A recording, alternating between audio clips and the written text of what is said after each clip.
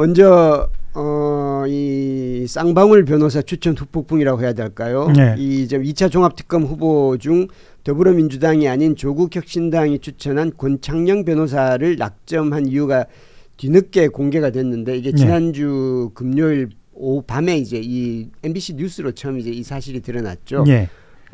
이걸로 그 주말 동안 굉장히 민주당이 시끄러웠습니다. 예. 이 소식 좀 간략하게 설명 좀 해주시죠. 네, 그 더불어민주당이 2차 종합특검 후보자로, 그러니까 특검이 된 건 아닙니다. 이제 후보자로 이재명 대통령이 연루된 대북 송금 사건 수사 당시에 쌍방울 쪽 변호사였던 전준철 변호사를 추천한 것을 두고 지금 굉장히 시끄러운데요.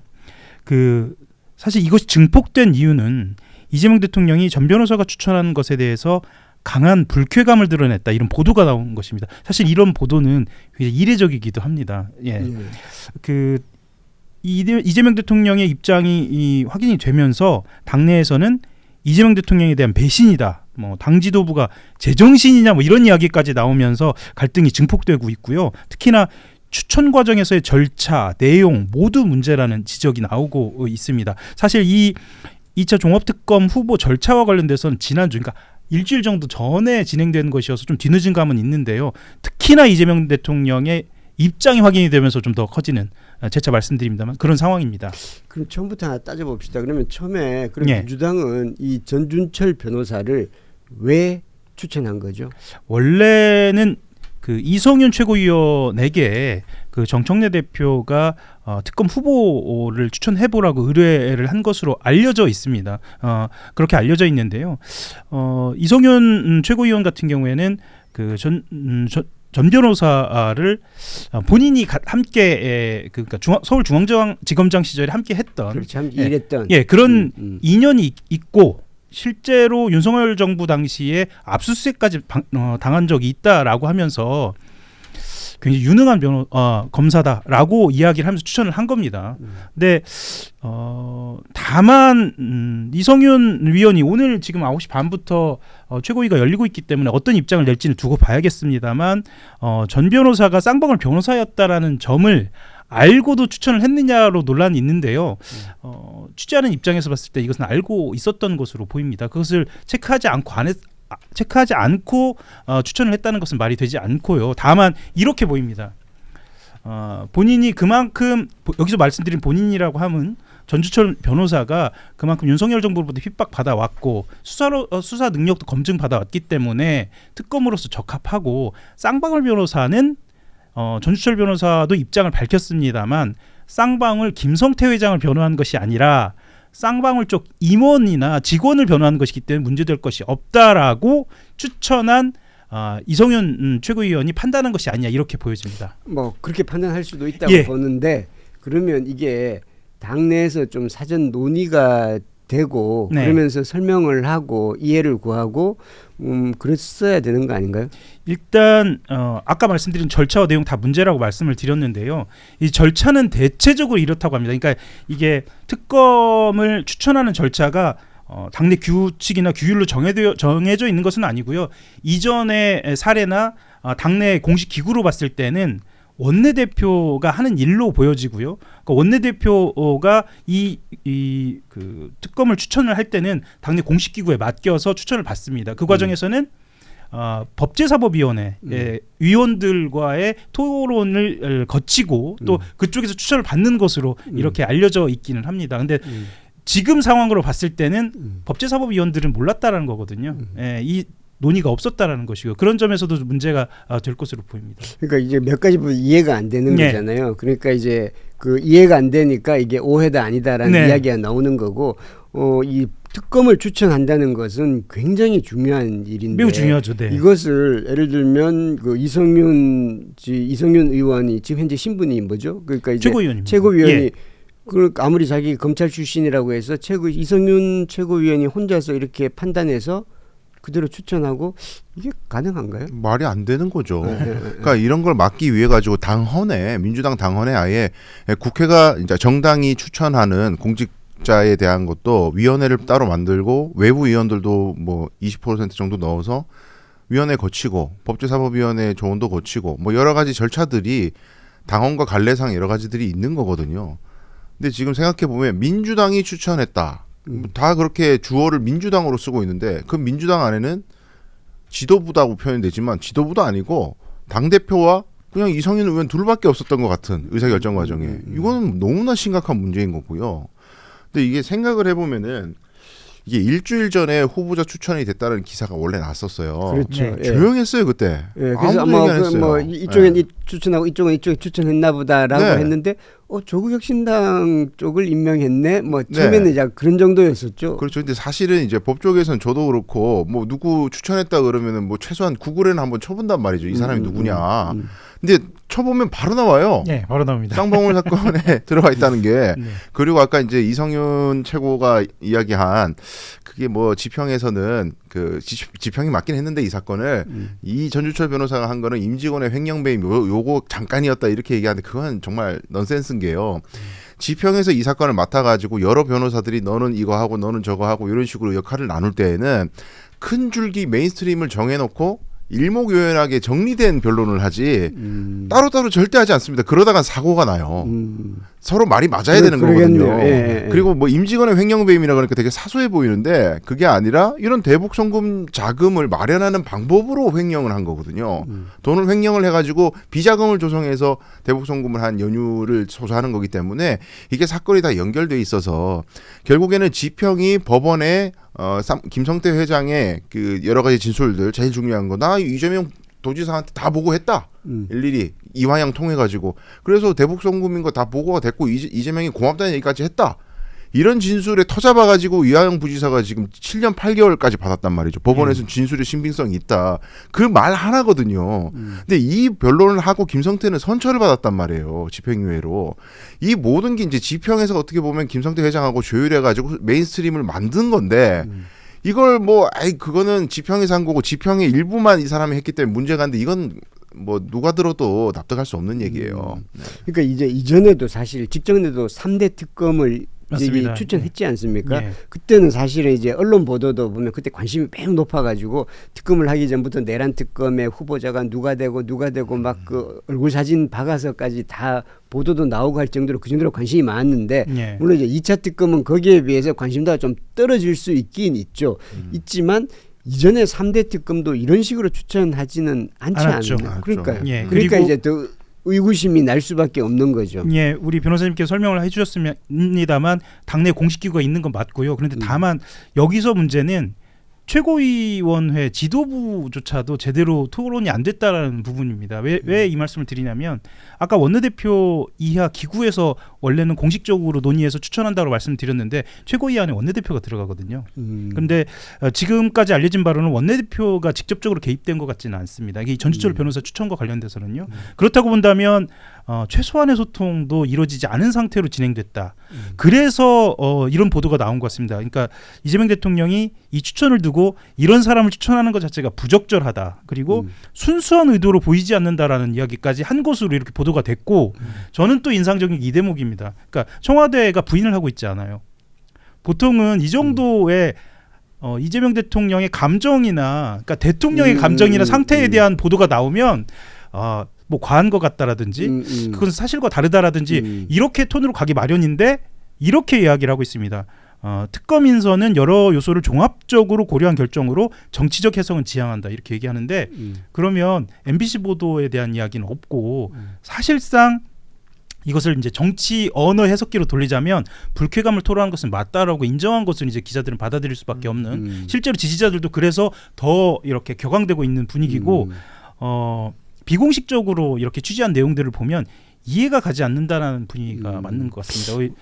진행자님께서 말씀하신 대로. 형식적으로는 정당이 추천하게 돼 있고 예. 그것을 이제 청와대가 이제 최종적으로 대통령이 지명하도록 돼 있으니까. 맞습니다. 예. 그러니까 사실은 이 추천하기 전에 사전에 청와대와 협의해야 되는 그런 법적인 규정은 없습니다. 없겠죠. 법적인 규정은 없겠지만 실제로는 다 이제 논의를 좀 하고 그런 게 이제 일반적이었을 거 아닙니까? 예, 그게 정무수석실의 일이기도 하고요. 그렇죠. 예. 그런데 이번에는 대통령의 반응을 보면 그런 과정도 전혀 없었던 걸로 보여지죠. 예, 만약에 그 전주철 변호사다라고 이야기가 나왔더라면, 그러니까 지금의 청와대 반응으로 봤을 때는요 사전에 걸러지지 않았을까라는 그렇게 추론도 좀 가능한 것 같습니다. 그런데 이게 지금 여기까지 왔고 결국에는 조국 혁신당의 후보로 결정됐다라고 하는 것은 그 중간 과정에서도 소통이 없었지 않았나라는 좀 생각도 듭니다. 네. 이게 지금 논쟁이 뭐 대통령 한 방 먹이려고 이런 거야, 그렇죠. 약간 아니면 순수야. 그런 느낌이 받게 되는 그렇죠. 거죠. 대통령 입장에서는 순수한 의도로 느껴지지 않는다는 말은 나 먹이려고 그러는 거 아니냐라는 뭐 하는 거지? 말이죠. 뭐 이런 느낌. 근데 이게 논쟁의 포인트를 잘 좀 잡아야 될 게요. 이재명 대통령에게 누가 됐기 때문에 뭐 배신이고 뭐 항명이고 글쎄요 이렇게 가는 것보다는 진짜 이제 국민들 입장에서 이 사안을 이렇게 봐야 돼요. 2차 종합특검은 내란 종식을 위한 마지막 이제 피날레잖아요. 그래서 아주 중요한 특검이고 실제로 이제 이 민주당과 이제 당 지도부는 내란 종식이 어떻게 보면 자신들의 어떤 에너지원이란 말이죠. 정치적 에너지원이고 본인들의 지지 기반인데 이 중요한 문제를 이렇게 절차도 대충 하고 전혀 검증이 어설프게 되는 정도로 이렇게 밀어붙인다는 것은 내란 종식이라는 건 그냥 정치적 선동구에 불과했고 본인들은 그걸 이용한 것에 불과했다. 별로 이거에 대해서 중요하게 생각하지 않았다고 느껴진단 말이에요. 국민들 입장에서는. 왜냐하면 합당 관련해가지고 열심히 박터지게 싸울 때예요. 이거 일주일 전 기사 나왔을 때도. 그러니까 이재명 친명계라고 불려지는 의원들도 마찬가지예요. 제가 잠깐 언급했지만 일주일 전에 이 뉴스 나왔을 때 아무도 뭐라 안 했어요. 누구 추천했다고 기사 떴을 때 문제제기하는 사람이 없었단 말이에요. 이게 진짜 이게 화내고 이게 절차가 엉망진창이고 왜 이거 우리한테 상의도 안 하고 이렇게 했어라고 할 것 같으면 그때부터 난리가 났어야 돼요. 근데 그때도 얘기를 안 하고 전부 다 합당 관련해가지고 정신이 빠져서 이게 관심을 못 뒀군요. 그렇죠. 그러니까. 당권 투쟁만 한 것 자체가 이거 뭐 다 문제가 있지만 그래도 당 대표의 리더십, 당 대표가 이런 식으로 중차대한 문제를 갖다가 도외시할 정도로 정치 화두를 모든 문제를 당권 투쟁과 합당 문제에다가 집중시켜 버리니까. 국민들이 정작 중요하게 생각하는 내랑 종식마저도 뒷전으로 밀리게 해버리는 일이 벌어졌기 때문에 다들 분노하는 것이고 과연 그들에게 지금 당 지도부들에게 진정성이 남아있느냐 내란 종식에 대해서 이거 중요하게 생각하는 거 맞냐 이걸 물어보는 거거든요. 그래서 지금 뭐 검증에 실패했다 이 정도 수준이 아니라 그동안 했었던 내란 종식을 둘러쌌던 강경 모드 막 말이 앞서고 근데 말은 앞서는데 실천은 뒤따르지 않는 그런 모습이 몇 개월 누적되기도 했단 말이에요. 결국 정청래 대표의 근본적인 지금까지의 정치 행적이 통째로 의심받는 상황까지 저는 왔다고 봅니다. 그래서 이걸 갖다가 당원들에게 적절하게 설명하지 못하면은 저는 리더십 거의 끝났다. 정청래 대표는 그런 판단이 들어요. 정청래 대표는 사과했죠? 그 정청래 대표는 어제 사과를 했습니다. 그런데 이 사과의 형식에 대해서 좀 이야기가 나오는데 일단 내용부터 좀 말씀을 드리면 박수현 수석 대변인을 통해서 이렇게 이야기를 했습니다. 당의 인사검증 실패로 이재명 대통령께 누를 끼쳐드린 데 대해 죄송하다 이렇게 이야기를 했습니다. 그러니까 두 가지인데요. 인사검증은 실패했다. 우리가 실수가 있었다. 두 번째로 이재명 대통령께 누를 끼쳐드렸다. 이 두 가지 이 정도 톤으로 이야기를 했습니다. 그런데 다만 그 이야기가 나오는 거는 형식입니다. 어떤 대목이냐면요. 그 정청래 대표가 직접 이야기를 하지 않고 대변인을 통해서 이야기하는 것이 맞느냐라는 비판들이 좀 나왔고 실제로 지금 오늘 아침에 최고위가 열리고 있는데 지금 정청래 대표의 발언이 끝났는데 이 내용과 관련된 내용은 없네요. 일단 좀 일단은 피하는 거네요. 예. 없고 또 한 가지는 뭐 사과하는 과정에 있어서의 어떤 룰이랄까요? 이런 거 보면 내가 무엇을 잘못했는지 그리고 어떤 대책을 세우겠다고 하는 것인지에 대한 내용이 들어가야 하는데 이 추천이 어떤 경위로 이루어진 것인지에 대한 내용은 없거든요. 그러니까 어떻게 발생을 했는지 그게 있어야 이제 원인을 진단을 해야 그렇죠. 대책이 나오는 거니까요. 이 내용이 없는 것에 대해서도 좀 비판이 있습니다. 그래서 예, 맞아요.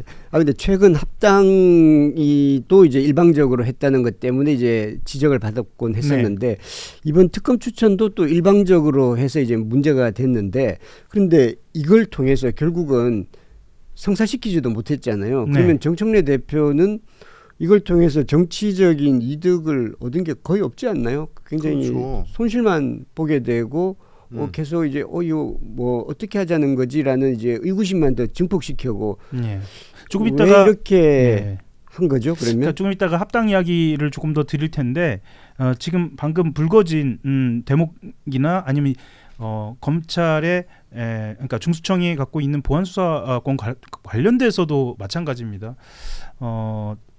일단 청와대에서의 반응이 우리는 몰랐다라는 반응들로 이렇게 나오기 시작한 게 꽤 오래돼 있습니다. 그러니까 정청래 대표가 본인이 주요한 사안에 대해서 먼저 던지고, 그러니까 본인은 이렇게 표현합니다. 우리가 좀 더 앞서간다라고 표현을 하는데, 초반에는 이 검찰 개혁이나 등등에 대해서 앞서가는 것이 청와대에 부담을 줄여주는 것으로 이렇게 여겨져 왔는데, 지금 시간이 지나오면서는 소통 부족이라는 그 질타들을 많이 받다 보니까, 이 소통 부족이라는 말은 양 당사자가 있는 거 아닙니까? 그러니까 정청래 대표 쪽도 문제가 있지만 오히려 청와대 쪽도 부담을 주게 되는, 결과적으로 그런 상황이기 때문에 어찌 보면 좀 시스템의 문제를 점검해야 하는 거 아니냐라는 그런 의견들도 좀 나오고 있습니다. 그렇죠. 그리고 청와대도 그렇고 여당도 그렇고 전부 다 2차 종합특검이 발족이 되고 법이 이제 통과가 되고 여차저차 진행이 되면 제일 중요한 게 추천 누구로 하지? 이 그렇죠. 문제인데 그거를 뭐 누가 당대표가 화두를 던지지 않아도 모두가 신경을 써야 돼요.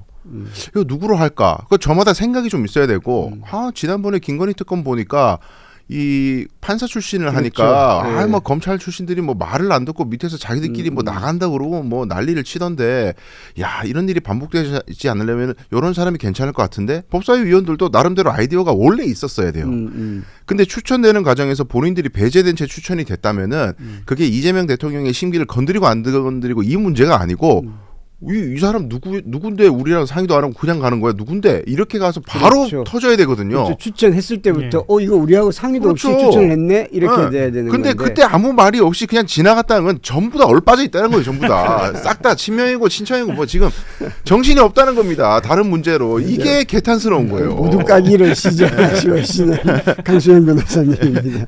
제가 그 다음에 드릴 말씀이 결이 비슷하지는 모르겠습니다만, 사실 2차 특검이라는 말, 그러니까 2차라는 말에서 이 중요성이 어찌 보면 낮아질 수도 있겠다라고 판단하시는 분이 있을 수도 있는데, 사실 다루는 영역들을 보면 1차 특검에서 안 된 부분 중에 핵심 부분들, 특히나 노상원 수첩과 관련된 부분이라든지 자금과 관련된 부분이라든지, 그리고 군이 움직이는 과정에서 더 내밀한 부분들, 정보사라든지 방첩사라든지 특검이 수사에 한계가 있어서 더 진행하지 못했던, 시간적으로 부족했던 부분들에 대해서 해야 하기 때문에 역사적 의미를 더 강조해야 하는 상황이거든요. 그렇죠. 그것조차 하지 못했죠. 더 어려운 상황이기 때문에 그런 상황에서 특검 임명 자체에 대해서 이렇게 문제가 불거졌다는 것은 더 실망스러운 일이다, 이런 지적도 그렇죠. 나옵니다. 그래서 정청래 대표가 사과할 부분이 대통령의 심기를 불편하게 해서 죄송하다 이렇게 사과할 게 절대 아니고요. 그 문제가 아닙니다. 그 문제가 아니고 요 추천 과정이 어디서부터 어떻게 진행되는지 A부터 Z까지 일단 그거부터 얘기하고 시작해야 돼요. 이 특검 추천이 어떤 절차로 진행이 됐었고 의사결정에 누가 개입됐었는지 요걸 얘기한 다음에 요게 잘못됐다. 요런 절차로 한 게 잘못됐고, 원래 그 기존에 3대 특검 할 때는 이렇게 안 했었는데 그렇죠. 이번에 이렇게 한 거는 요런 연유로 이렇게 됐으니까 그리고 요게 내 잘못이고 다시는 이런 일이 없도록 하겠다. 요렇게 사과를 해야 되는 거지. 지금 쟁점이 대통령의 심기를 어떻게 건드릴 수가 있어, 이게 아니에요. 그렇죠. 그게 좀 이상하죠. 그러니까 이렇게 권위주의 국가도 아닌데. 그러니까 이제 전준철 변호사를 뭐 할 수도 있다고 보는데, 할 수도 있는데, 그러면 그 절차를 다 이렇게 하면서 왜 우리가 이 사람을 할 수밖에 없는지, 이 사람이 왜 적합한지를 설명하는 과정이 최소한 당내에서라도 있고 공감대를 형성하면서 해야 되는데, 이거를 뭐 그냥 뭐 아무도 모르게 그냥 불쑥 이렇게 하는 것은 앞으로도, 그리고 설령 이 변호사가 아니라 정말 그 합당한 적합한 적합한 사람을 추천했다 하더라도 그 절차를 이렇게 하는 것은 문제가 된다고 보여집니다. 이 전준철 변호사가 이 사람 맞나 안 맞나 그걸 떠나서. 그리고 제가 반복해서 드리고 있는 말씀 중에 하나가 뭐냐면, 정말 에너지가 정권 초반의 에너지를 귀중한 곳에 써야 하거든요. 근데 이렇게 쓰지 말아야 할 곳에 쓰고 있는 상황이에요. 지금 그렇죠. 지방선거가 지금 코앞에 있는데. 그리고 전폭적으로 내세우고 앞세워야 하는 정책들도 있거든요. 정책을 의제화시키는데 에너지가 굉장히 많이 필요한 것으로 기자들도 알고 있고요. 그런데 이렇게 당내 소란이나 갈등으로 비춰지고 여기에 에너지를 쓰는 거는 너무 비생산적이다. 그래서 결과를 어떤 말씀을 드리고 싶냐면, 누군가는 지금 책임져야 하는 상황으로 가고 있다. 그래서 뭐 일부에서는 이성윤 최고가 물러나야 한다라는 말을 뭐 이야기도 나오고 있거든요. 어떤 방식으로든 조금 이따 또 이성윤 최고위원이 메시지를 내놓기는 할 건데요. 이 자리에서 책임져야 하는 상황이다. 뭐 이런 이야기들이 좀 나오고 있습니다. 알겠습니다.